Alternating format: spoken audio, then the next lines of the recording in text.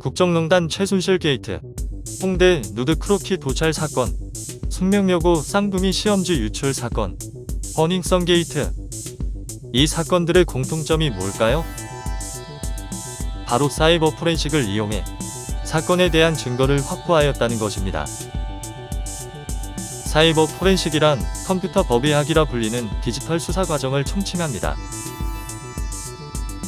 이 분야는 사이버 범죄뿐만 아니라 전자 상거래 및 인터넷과 관련된 분쟁에 대한 해결 방법을 다루기도 합니다. 사이버 포렌식은 사이버 공간에서 범죄가 발생했을 때 증거 수집 및 분석을 이용하여 저장된 데이터의 변조 여부를 입증하거나 수집된 증거를 토대로 분석하여 문제를 해결합니다.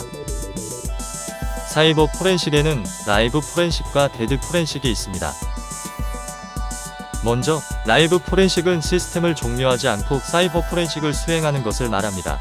반면 데드 포렌식은 시스템을 종료하고 데이터의 변조 여부 등을 조사하는 것을 말합니다.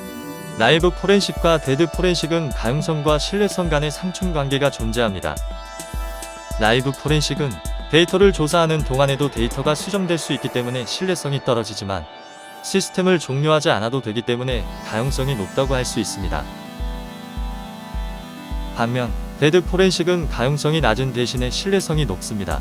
사실 사이버 포렌식에서는 증거를 정확히 수집하고 분석하기 위해 데이터의 신뢰성이 무엇보다 중요하기 때문에 데드 포렌식을 사용하는 것이 유리하지만 보통 시스템에 접속해 있는 사용자들이 매우 많으므로 이들의 피해를 최소화하기 위해 라이브 포렌식을 사용합니다.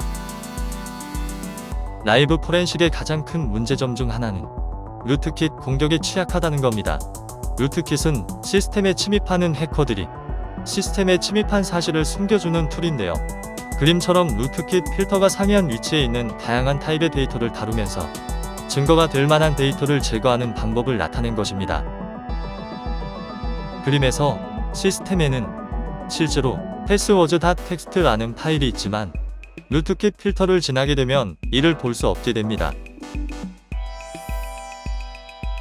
사용자는 애플리케이션, 라이브러리, 커널을 거쳐 저장 장치에 접근할 수 있습니다. 루트킷은 각 단계마다 존재할 수 있으므로 각각에 적합한 대응책이 필요합니다. 참고로 그림에서는 애플리케이션 단계에 루트킷이 존재하여 패스워드.txt를 숨기고 있습니다.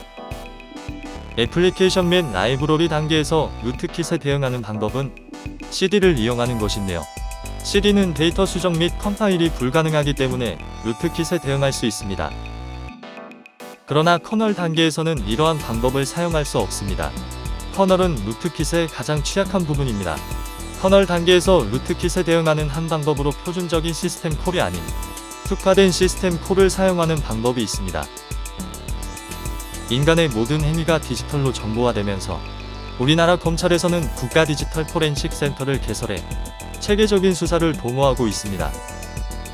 법화학 감정, 문서 감정, 심리 분석, 영상 분석, 음성 분석, 화재 수사, 수사 장비 개발 관리, 영상 녹화제도 기획 관리 등 현재 디지털 포렌식은 수사에 전방위적으로 활용되고 있는 중입니다. 최근에는 사이버 포렌식 수사에 대한 인식이 서서히 확대되면서 이로 인해 증거가 발견되지 않기 위한 기술도 주목받고 있습니다. 바로 안티포렌식인데요. 물론 안티포렌식 기술을 사용할 수 있는 정도라면 디지털 기기에 대해 상당 수준의 지식과 기술력을 가진 지능범이어야 한다는 조건이 붙긴 합니다. 이들은 데이터를 여러 번 덮어쓰는 기법으로 데이터를 완전 삭제하거나 데이터 암호화, 데이터 은닉 등의 기법을 활용하는데요. 이처럼 고도화되는 범죄 수법의 현황을 분석하고 대책을 마련하는 것이 사이버 포렌식 수사의 또 하나의 과제라고 볼 수 있습니다. 최근에는 다양한 디지털 기기들이 일상생활 속에 자리 잡음에 따라 범죄 수사뿐만 아니라 실종 인물 찾기 등 다양한 분야로 발전해 나아가는 중입니다.